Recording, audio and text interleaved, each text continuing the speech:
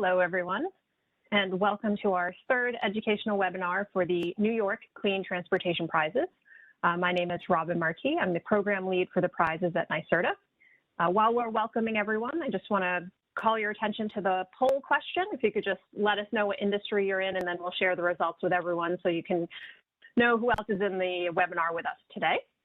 We also have the chat function open. So if you want to introduce yourself, if you're looking for partners, feel free to drop your name and organization into the chat.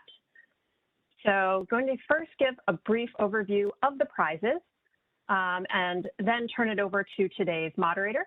And I first want to just note that we are recording this webinar, and we will post the recording, the slides, and the transcript on the Clean Transportation Prizes website and the resource pages for each of the challenges. So those three challenges of the Clean Transportation Prizes, which are led by NYSERDA, the New York State Energy Research and Development Authority, in partnership with the New York State Department of Public Service and the Department of Environmental Conservation. Collectively, this program will support electrifying transportation, reducing air pollution, and enhancing clean mobility in underserved communities across New York State. The prizes provide teams of global experts with the opportunity to directly engage these communities to improve and scale clean transportation options locally across New York State and beyond. Those three challenges include the Clean Neighborhoods Challenge, which will award innovative projects that address local air pollution at scale, the Electric Mobility Challenge, to award projects that demonstrate innovative, safe, and convenient electric mobility options that meet community needs, and the Electric Truck and Bus Challenge, to award projects that demonstrate electrified solutions to the deployment of medium and heavy-duty electric vehicles or their replacement through other electrified modes. So today's webinar, which is focused on electric fleet and mobility insights, really cuts across the three challenges that I just mentioned. Also want to note that in addition to the chat function, if you want to raise your hand, if you're looking for a partner, for example, we also do have the QA feature open. So as we're walking through the discussion with today's panelists, if you have additional questions, I'll be moderating the Q&A after the discussion. And also draw your attention to the portal site for the prizes, nycleantransportationprizes.org. If you want to go there, you can navigate to the individual challenges, and also if you have additional questions, there are contact emails for each of the challenges. So with that, I'm going to introduce today's moderator, and it's such a pleasure to introduce my colleague, Sarah Kaufman. Sarah is the Associate Director at the Rudin Center for Transportation at New York University, and her work focuses on 21st century mobility, crisis impacts to urban flows, transportation tech for people with disabilities, boosting women leaders in the industry, political protests on city streets, and new patterns in micromobility. She is also the instructor of Intelligent Cities, Technology, Policy, and Planning, and Advanced Projects in Urban Planning at NYU. Sarah, turning it over to you. Thank you, Robin, and thank you all for being here today. I'm excited for this discussion. Robin, thanks for introducing me. As was mentioned, I'm at the NYU Rudin Center for Transportation. For those of you unfamiliar with the organization, we focus on timely issues. Most recently, we looked at COVID's impact on mobility in New York City. We looked at the Port Authority's first 100 years and the use of micromobility in cities. So in terms of this panel, we co-authored a study a few years ago looking at freight deliveries in Manhattan, where residents receive about 1 million packages per day, and it's likely more after COVID. 3/4 of Manhattan residents had bought groceries online at the time of the study, which was in 2018. So obviously those numbers are probably greater. And people tended to purchase more online after introducing children to the household.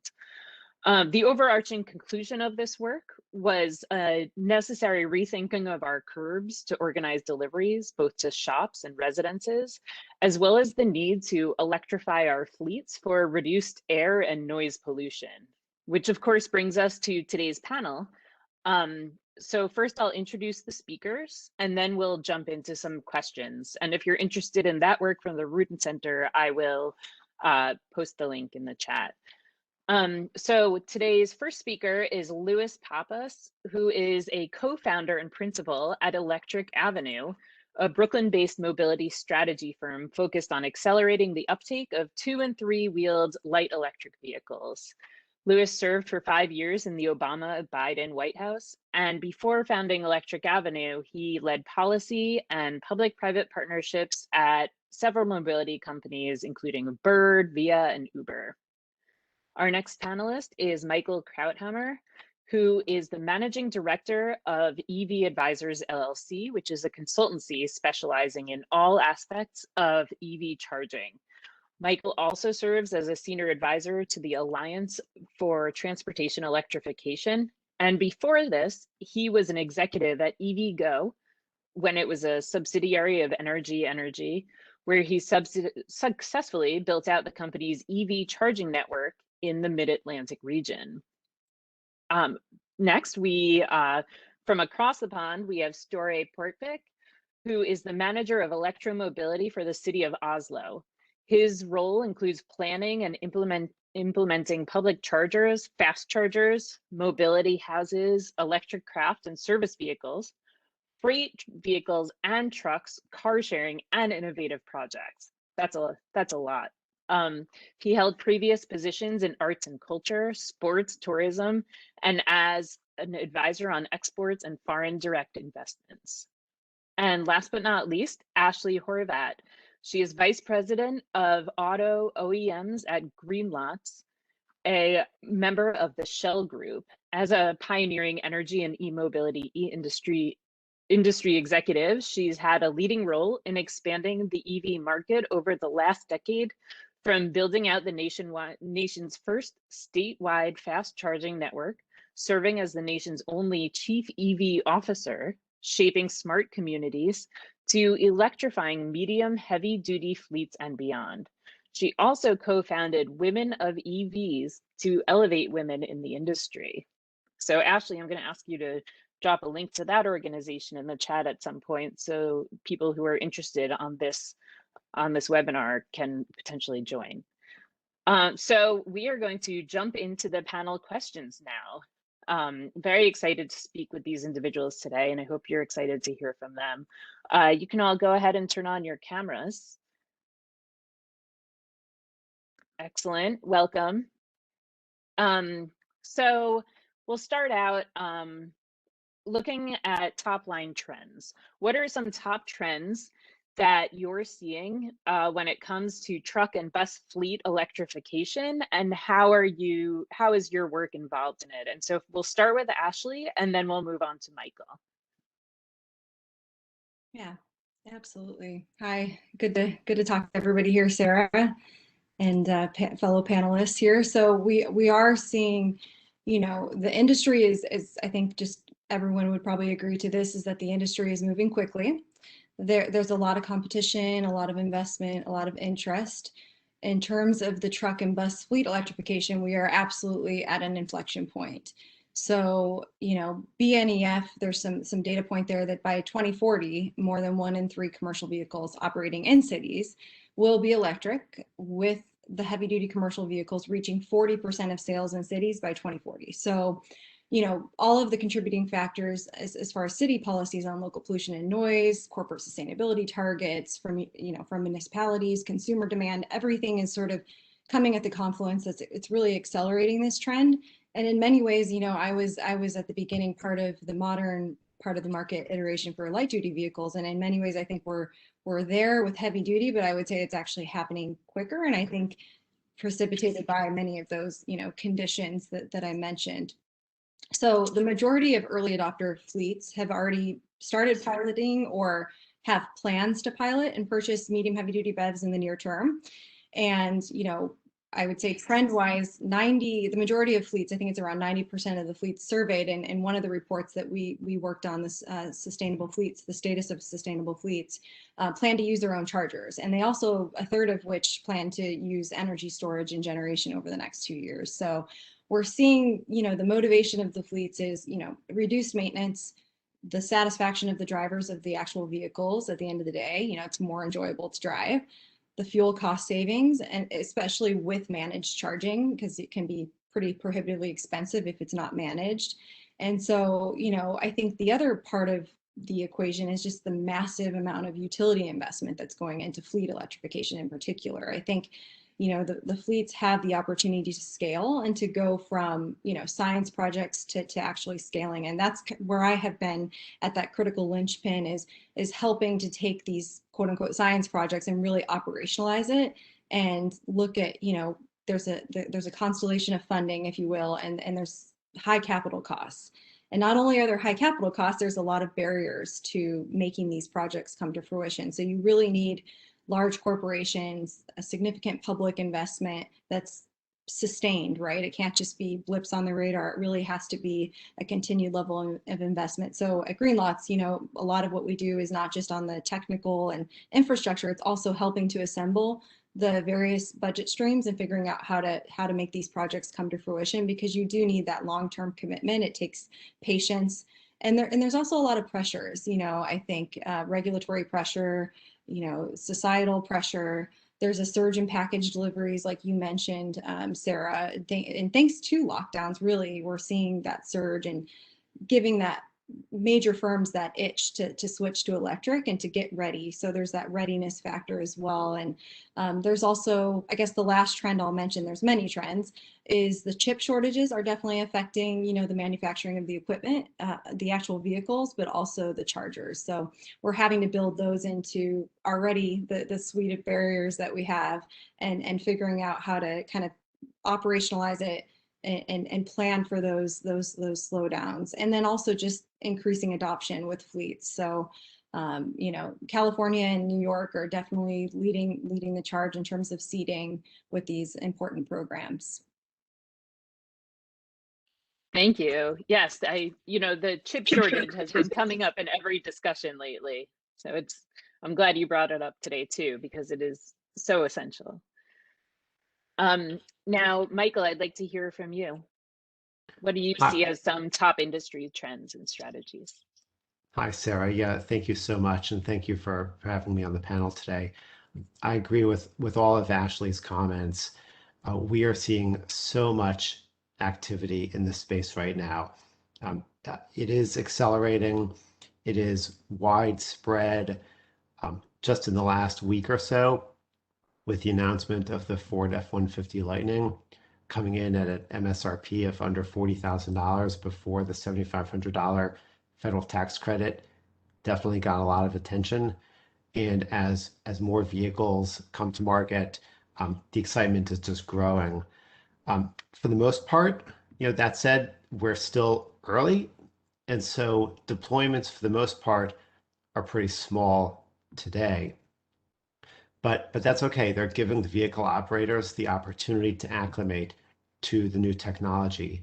Going electric is a steep learning curve, even in the best cases. And so we're seeing a lot of learnings happen across the industry. Now, the transition is being helped in some states by utilities, for example, that are offering fleet advisory services. In addition to the programs here in New York, other examples include Xcel Energy, Southern California Edison, and Duke Energy, just to name a few, that all have programs to help their commercial customers understand what it takes to electrify their vehicles. A typical process begins with tasks like analyzing data to identify the vehicles and the routes that are most conducive to being fully electric, reviewing a customer facility for electrical capabilities, identifying and purchasing vehicles that are suitable for transitioning to electric, and finally deploying the charging hardware and software necessary to make the whole process work.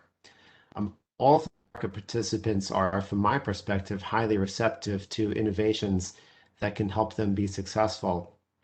And so for that reason, I really look forward to seeing the applications come in for the prizes that are being offered through NYSERDA. Thank you very much.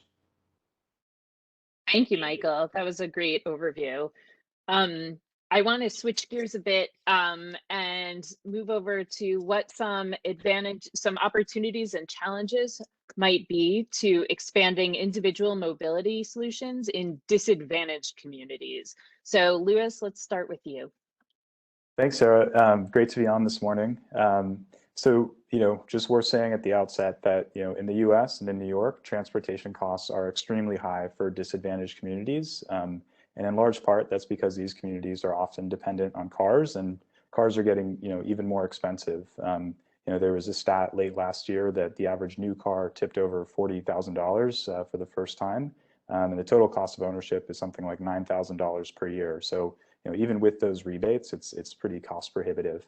And as long as access to opportunity is synonymous with access to a car, affordability is going to remain a challenge for disadvantaged communities.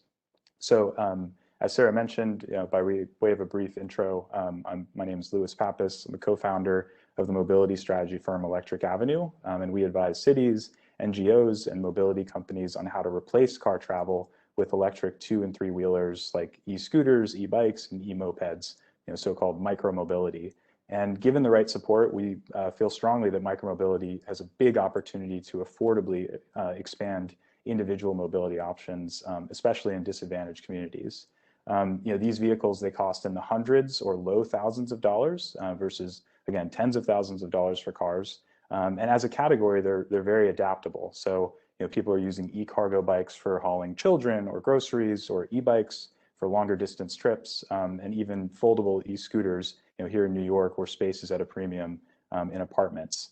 But to be sure, there are big barriers to overcome in making these new individual mobility options actually accessible to disadvantaged communities. And just by way of one example, one thing that we're working on at Electric Avenue with other groups like NYU and Transportation Alternatives is an initiative called the Equitable Commute Project. And in a nutshell, we're trying to get 10,000 subsidized micromobility vehicles to frontline workers in New York. About 250,000 of them, live in transportation deserts. And we're designing it with an eye towards, the particular hurdles that micromobility uptake faces amongst disadvantaged communities. So as an example, helping, overcome financial barriers by offering low interest loans to people that are underbanked or unbanked, or don't have credit history through a local CDFI called Springbank, working with employers to actually enroll people and figure out how we make the charging and parking infrastructure work at these employment sites that we're hoping people are getting to and from on these micromobility vehicles. And then finally, actually growing the green jobs and the workforce around this, because these vehicles, they don't take much maintenance, but you still have to have the mechanics and all that stuff. So we're working with the HOPE program on job training. That's just one example of how micromobility can be harnessed to meet the needs of underserved communities. And our hope is that it starts a conversation both at the New York local level, but also national level on that front. Thanks, Lewis. And I'm proud to partner with you on the Equitable Commute Project. Very excited about it. Let's move on to Story, who surely has lessons from across the pond. Yeah, thank you. Thank you. Yeah, we do. I'm the manager for electromobility in the city of Oslo, and that makes me a pretty busy guy because everything is moving so extremely fast. Last year, 80% of all new cars sold in Oslo were actually electric. Okay, that's good, but you need a holistic view. So I'm very glad that Louis and others have touched upon important things like micromobility, shared mobility, and of course, public transportation is king. But you have to make sure that everybody can take part in the green shift. So the price must be right, just for buying a vehicle, but also for using a vehicle. And car sharing is a good way to also overcome the hurdles for the less affluent people in the city. So what we do is actually putting out chargers everywhere. We make sure that they can charge. It's extremely important. Also, we reserve parking places, only the best spots in the city, only for car sharing. So car sharing is important, but also micro-mobility. So the electric kick bikes, they are everywhere, 7, 8 companies. So yeah, we have to organize it a little bit better, but we want to promote it. And of course, we don't want people to drive in the city center. And at the same time, we have to electrify all the commercial vehicles. So we have a job to do, but fortunately, it's going right direction. And within 2028, all public transportation, including the ferries, will be electric, and all the vans will be electric within 2025. So we have a lot to do, and we have to make sure that everybody can take part in this shift. So yeah, that's important. Thank you, Story. I'm glad to hear things are going so well there. Hey, And I hope we can emulate it. Sarah, can I just add on one point to that? Sure, those Michael. comments, which I think are just terrific to have the hands-on experience. And another observation I just want to share is one that I've learned in working with a lot of the utility and other members of the Alliance for Transportation Electrification, because equity and diversity is a very high priority for those companies. And one of the best practices that we've identified is to engage with the community early in whatever your product or service is, because it's by talking with individuals out in the community that you'll learn what their needs really are. And then you'll have more buy-in by having them be part of the process from the beginning. And so as applicants look to apply to the prizes to come up with innovative solutions, we just believe that this is an important piece of the process to keep in mind. Another opportunity is remembering that every community is different, and that one idea that may work really well in one disadvantaged community may not work well in another, because not all disadvantaged communities are the same, and the differences aren't always obvious. Now, this communication and outreach isn't easy, and that's what makes our job hard. People have a lot going on. They may work long hours. They may not have childcare. They may be suffering from food insecurity. So making it as easy as possible for people to participate is a very important factor to consider in being successful. But having good engagement is a really good grassroots effort that we encourage in this and other endeavors with regard to transportation electrification. Thank you, Michael. Those are really valuable comments, and I hope that people will take them to heart. Thank you. Now, in addition to the equity issues that we've been talking about, there are also technical and infrastructure issues presented when building and scaling fleet electrification projects. So Ashley, I want to direct a question to you of how do you overcome, what are some of these issues and how do you overcome specifically technical and infrastructure challenges? Mm-hmm. Yeah, I think that one of the, well, a lot of times when, depending on the size of the fleet, one of the first things that they're going to think to look at, right, is the type of car or the type of truck that they want. And oftentimes, that's usually the first step is choose your, so let's go with the truck example. So the first step is deciding, which OEM or multitude of OEMs you're going to go with. But I think ultimately, and then I can kind of talk you through the cycle of that decision-making process, but ultimately it's first of all deciding your partner. And I think what I have seen become successful through those challenges, the technical and infrastructure issues that will come up, and there will be a multitude of them as you build and scale, is having it, sometimes you can kind of go from the vendor relationship, but a lot of times when it's a partnership, it gives you that patience and that fortitude to handle some of those ultimate issues that we're going to see at the beginning of the market, and to see that through and to improve it and work together. I think that's going to be the most important part, is at the beginning choosing your team, right? So you need to choose your product, and then from there very quickly you need to choose your charging solution for the fleet. And sometimes I would even actually recommend, if you have the flexibility, to actually start with the charging infrastructure early, if possible. Sometimes you can kind of pair that with the fleet, the cars and the charger, but I would really start to think about the process for charging at the beginning of the process. Tantamount to success is going to be how closely intertwined you are with your utility, and having that be influential to scaling your total program is really, it's one thing to integrate a few cars and a few chargers, but it's another thing entirely of the complex process. So you've got figuring out with your internal team, how are you going to get through the process of planning, purchasing, installing? What are you going to do from an operational perspective? Because it's not just the initial installation, it's also long-term. And so part of what we do in my day-to-day is really simplifying what seems complex of what I'm describing of that purchasing process and getting the chargers in. You know, you might be interested in just owning outright, but there's also other innovative solutions like charging as a service, for example, that we make to help transition customers through their full fleet life cycle, because we understand that not all fleets can just turn the dial from a financial perspective. And so how do we help kind of like on a monthly plan? That's one option.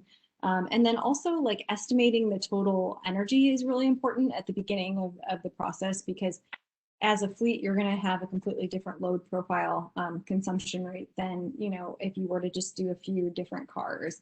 And so once you've done that, really estimating your cost to procure the chargers and the vehicles is what's your long-term purchase of electricity to fuel that. And then just understanding what your hardware options, you know, we're big believers at Greenlots and open standards, because if you haven't already noticed, there's a lot of investment going into the various charger OEMs.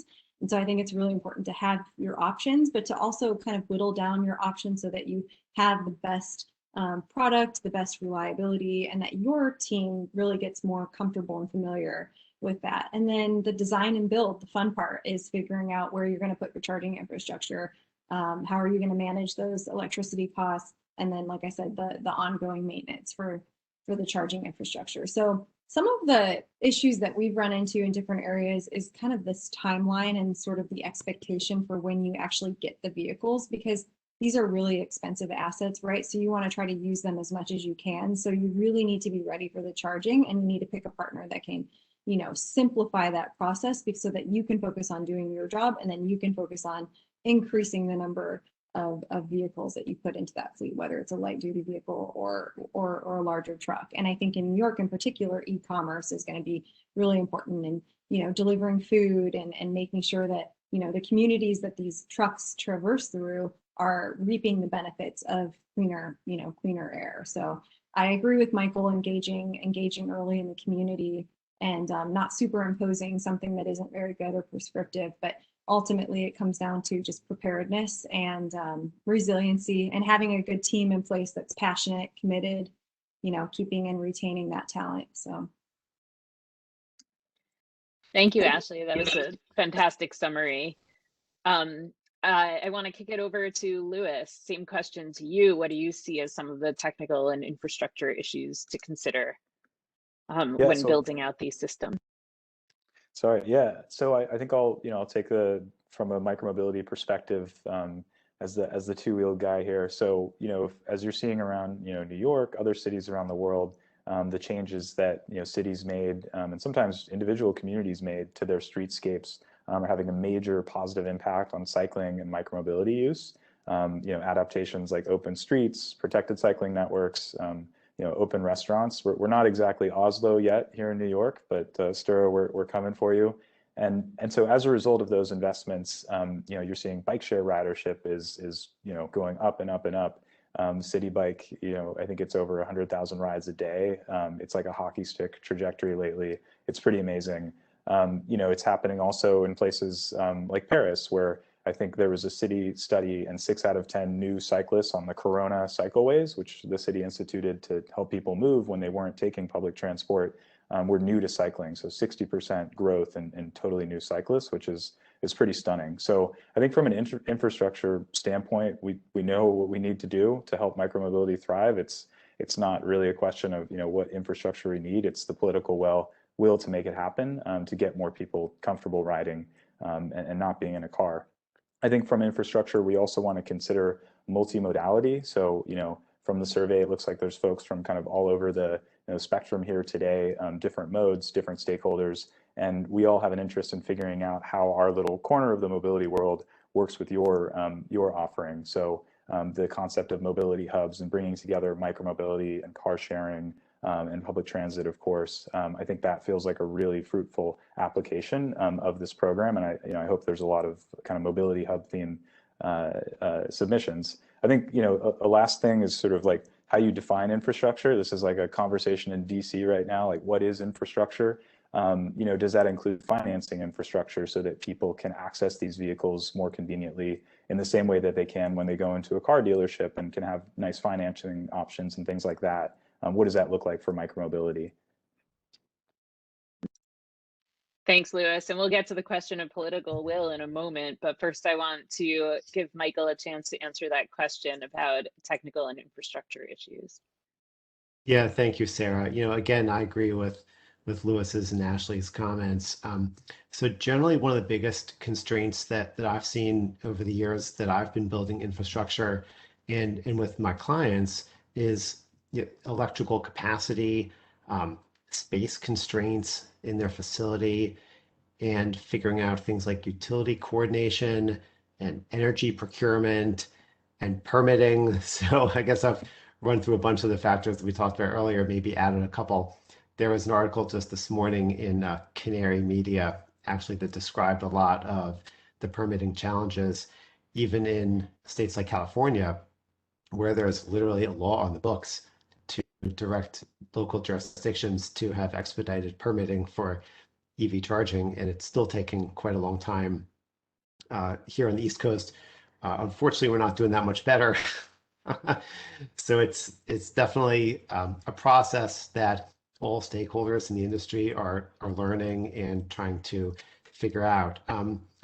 So after you figure out things like the vehicles, how much energy you need, where you're going to get it from, which chargers you're going to use, where you're going to put them, you also have to think about like how many chargers do you need, what's your vehicle to charger ratio, how fast should the chargers be, what are the logistics going to be of getting vehicles in, charged, cleaned, and then out on time? On top of that, as if we didn't need more things, although again, like brings me back to why we're here today for the prizes. We're looking for lots of solutions. One of the things to remember is that the technology is still in its infancy. And so as you think of new solutions, whether they be technological or like practical, it's really important and I think beneficial to everyone to use open and interoperable standards and protocols. Try to stay away from proprietary technologies because that just limits options for customers, limits options for partners. Generally speaking, it's much better to gravitate toward open standards like OCPP, OCPI, others of that general type. Another thing to remember is that from the customer perspective, EVs bring a whole new set of considerations to people like fleet managers. Service and maintenance is completely different. Logistics are different. Instead of buying fuel by the gallon, like they've done for decades, from known sellers that they have relationships with, now they're buying fuel by the kilowatt hour and thinking about it just in a completely different way. They're also buying energy from utilities. In some states, customers have the option to buy energy from competitive suppliers, which again, is something that some people in some organizations have been dealing with for a long time. If you're in charge of managing your real estate portfolio, you have been buying energy out on the open market. But people in the transportation part of the company have not been buying electricity from competitive suppliers. And so those people might not even know each other. So forging those relationships, bridging those gaps can really bring great value to the customer. It's just, you have to remember, it's just an entirely new way of doing business for a lot of people.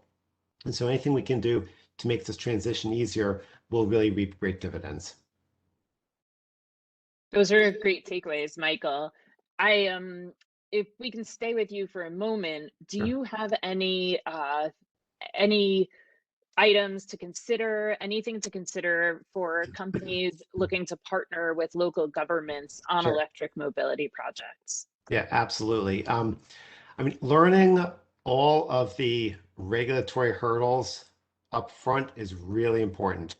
There is just a really long list of boxes that need to be checked and things that need to be done. They will vary based on the type of project you have. They will vary based on the jurisdiction. Sometimes it's, Sometimes it's trying to fit a square peg into a round hole. Sometimes you're asking regulators or administrators to do things they've never had to do before. And so you have to make sure that like everybody's on the same page with what's going on, because you don't want to have any surprises later on. So it's never too early to meet with regulatory and administrative staff. And even if you're trying something that's even remotely novel, I recommend going down to City Hall or wherever the permitting office is, showing them your idea, getting everyone around a table and figuring it out, because you just don't want to have surprises later on if you can at all avoid that. One last recommendation I guess I might suggest is to also include on your list of people to meet with is elected officials, and their staff. Keep them involved. They have a different set of constituents, and they can be very helpful to you should the need ever arise. That's a great takeaway. Avoid all possible surprises. Thank you. And Louis, I want to ask you the same question. Any recommendations, since you've done a lot of partnering with government, any recommendations or things that to consider that people may not have thought of already? Sure, just two quick ones. I think one, get comfortable with working with competitors.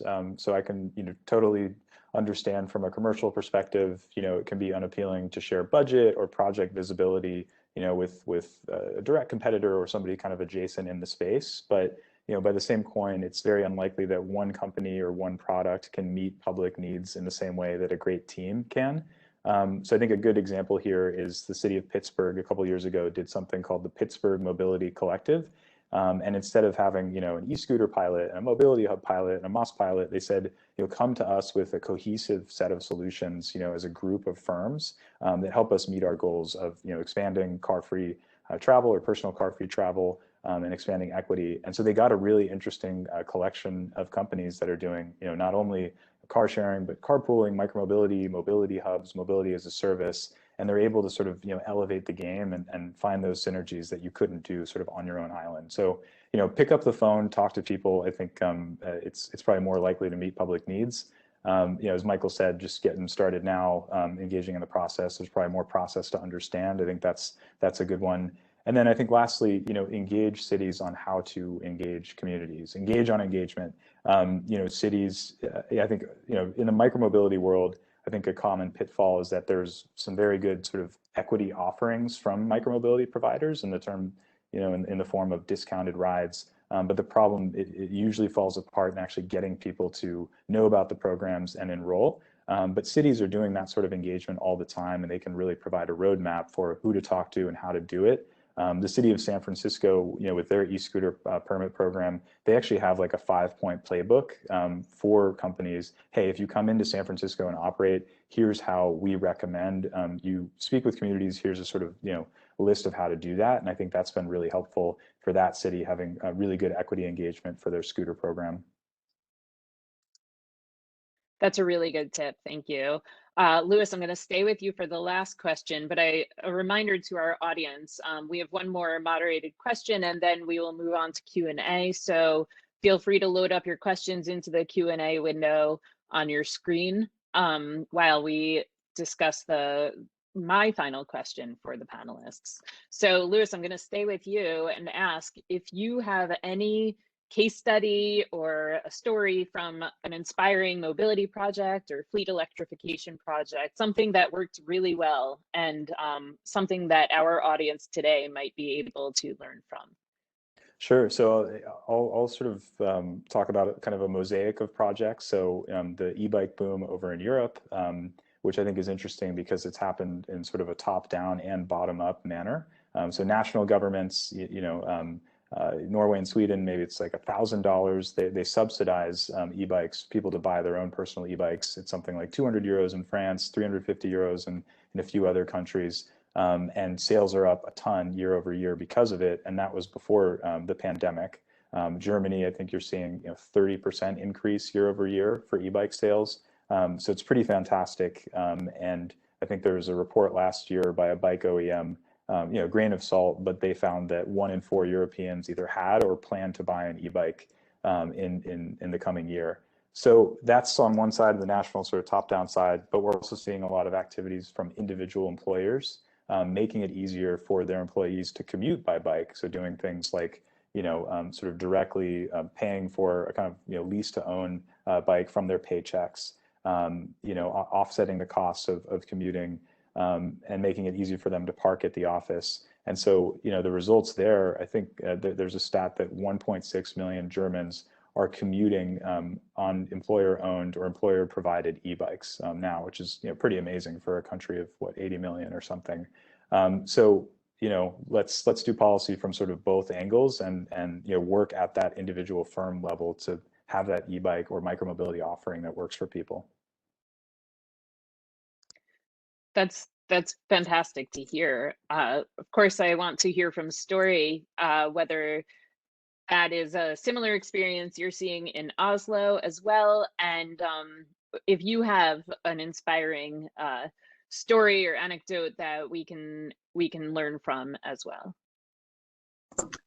Yeah, I do, but I have to select one. I think one very innovative project is probably the wireless charging of taxis. That's a joint venture with Momentum Dynamics, an American company, but also Jaguar Land Rover. And what we try to do is actually test out the wireless technology, fast charging, not AC charging, but real fast charging. And I think that's, well, at the moment we are digging down the ground equipment. So in a couple of weeks, the taxis can just come into the taxi rank and line up in the queue. And when they get a passenger, they can just go away. And the next one can advance in the queue and so on. So I think it's probably a game changer because it makes it so simple. And the taxi driver doesn't have to quarrel in the queue, which happened from time to time, believe it or not. So I think that's a good idea. Another one is probably a large German transport company came to us and said, within next year, we want to drive all the transport within Oslo border with zero emission.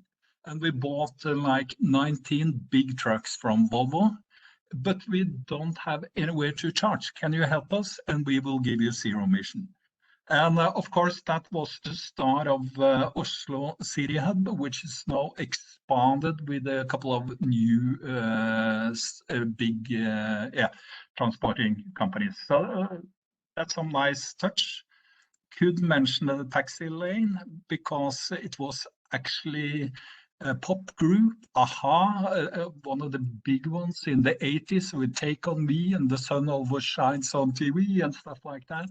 They were really challenging the city because they were driving in and out of the city from the more outside areas, and they refused to pay the toll road into the city because it was a tax, environment tax, and they were driving this small Donald Duck-like electric cars, the things, Norwegian products, so I don't offend anybody.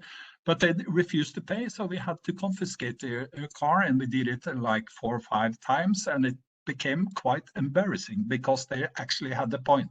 So from that time, we did the same as Governor Schwarzenegger in California. We said, if you have a zero emission car, you don't have to pay when you are going into the city. And that was maybe one of, it's not a rational choice for a city, it's hard to admit it, but sometimes the good ideas is actually coming from the grassroots. So yeah, that makes us a little bit aware when we are innovating. We need the good ideas from the bottom up. Yeah. Thank you, Story. And I'm sorry that you didn't get a chance to sing Take On Me to the group, but maybe next time. Another time. Another time. And Ashley, how about from your end? Okay, yeah, I have to admit, Story, I don't have any pop stars or rock star stories. Mine are a bit more boring, but I love Story, the punitive measures that you had to take.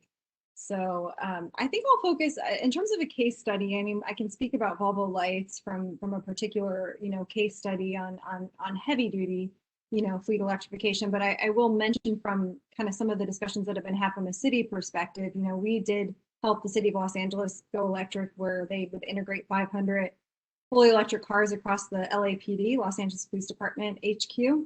And part of that was, load balancing for high density charging, fleet management integration. It crossed, all of the different parts of the city, right? So it was the sanitation department, Bureau of Street Lighting, Parks and Rec, LAPD, fire department, DOT, libraries, their general service. So it really required that, open standard mindset and kind of giving them visibility into their fully charged vehicles. So it's definitely a big undertaking. I think what Lewis was mentioning and Michael, in terms of getting your team in place, it made me think of like the Marvel team assembling the superheroes, and get your team in place in the beginning, get everybody around the table, understand what resources are needed, not just from the private sector, but also from the public, right? Because we're seeing the same people get the same, permits going through from telecommunications to charging, and they're having a hard time kind of keeping up with some of that scale. So we're getting that pressure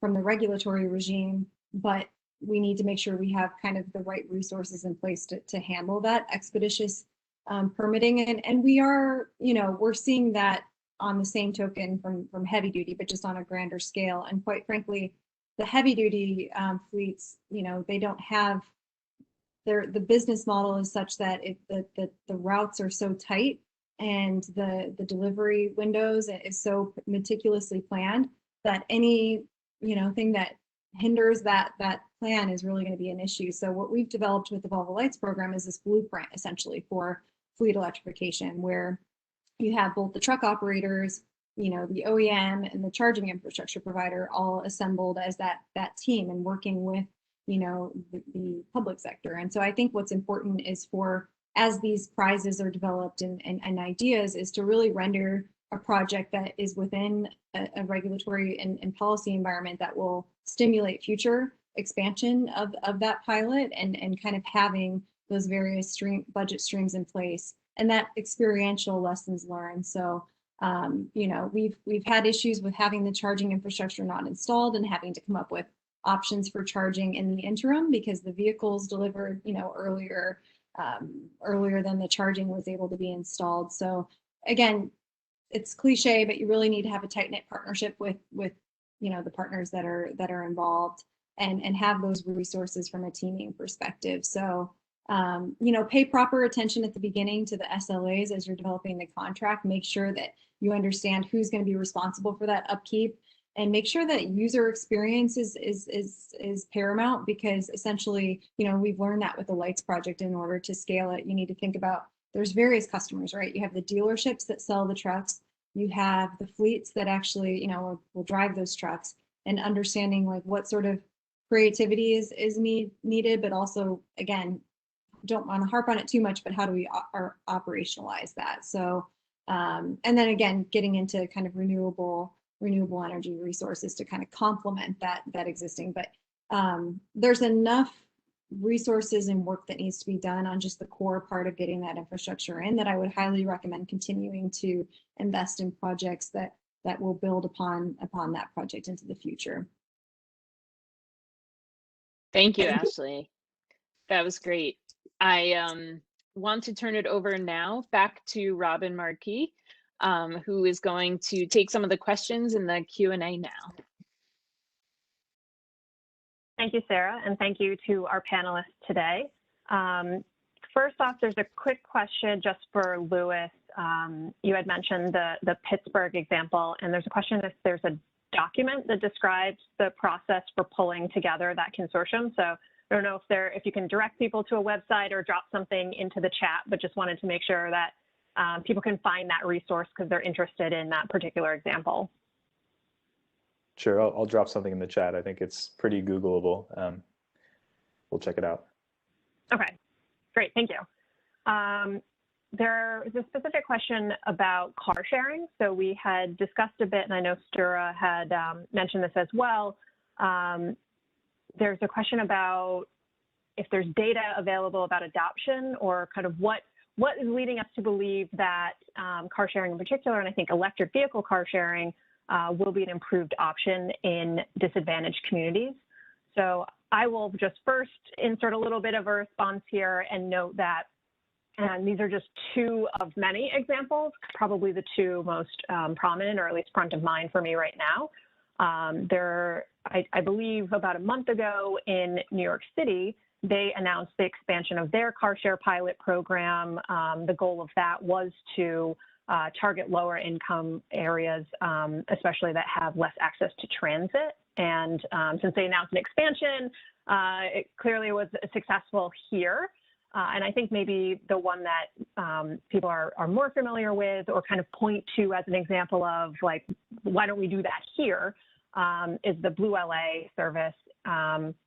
So EV car sharing, specifically targeting low-income communities in the Los Angeles area. So there is, I think, a really fantastic, actually probably also from Shared Use Mobility Center, seeing the link, Louis, that you just dropped in there. I believe they also have a really great report about all the results there. So just wanted to add a couple of quick examples, but also just open it up if there's someone, whether it's Dura, if you have any insights on the success of EV car share specifically as an improved alternative in these lower income or disadvantaged communities. Yeah, I think especially for this community, car sharing is a very good idea because often they cannot afford their own car. So if they are going to take part in the green shift, that's a good way to do it. The same, of course, with the public transit, but yeah, the Blue LA and also the example from New York is, yeah, very good. And I think it's a way to go. So what we do is just securing the space in the downtown areas and popular areas all around, but also making sure that they are close to the right neighborhoods, or the wrong, if you may say. But anyway, I think it's very important. And of course, not everybody can afford a car. We mustn't forget that. And for us as a city, it's not really, I hate to say this because EV is my thing, but of course we need public transit, we need cycling, we need also shared mobility, because we don't need too many cars, especially in the more central areas of the city. So car sharing, by all means, and the Blue LA, I think it's a fantastic idea, absolutely. So, but yeah. Thanks, Dura. Seeing that we have about 5 or so minutes left, I have been getting a few questions specifically about community engagement, which are really a central component across all 3 prize areas. So Louis, I think I want to turn it back to you on this one. And what are some ways that, similar to, considering infrastructure issues or partnerships for these, how can some of these participants for the prizes be thinking about engaging with their target community in advance of these projects? And I think especially since some of our responses have been a little bit New York City centric, acknowledging, the other communities across New York State, some of the smaller or potentially more rural areas, if there's any differences in engaging based on maybe their local needs or their local governance structure. Yeah, that's a big question. I mean, I think an okay byproduct of the last year or so is that, doing stuff remotely and just kind of awkwardly starting that conversation over Zoom feels a little bit more approachable or just more normal. So finding folks and just having a conversation, using the technology that we have. Yeah, let me think about that one more. I mean, I think it's, starting, I guess, as a sort of bigger goal is like not starting from the solution, like starting from the problem and learning. I think that's really the way to get to, a project that is that will be successful and meets community needs. So I think coming from the sort of vendor or commercial side, it can be tempting to start with the solution, but that's probably not the right way to go. So Michael, maybe same question to you from your experience. Yeah, so following up on my comments from earlier, remember that, every community is different, not just geographically, but also just behaviorally and culturally and in terms of like what their needs are. And that varies, across the New York City, but also just across the state, more broadly. So thinking about like who your audience is and like what are the existing organizations that you can leverage to engage in a dialogue with those folks can be helpful, while also keeping in mind that although transportation electrification is like it's all that we do, like it's our life, right?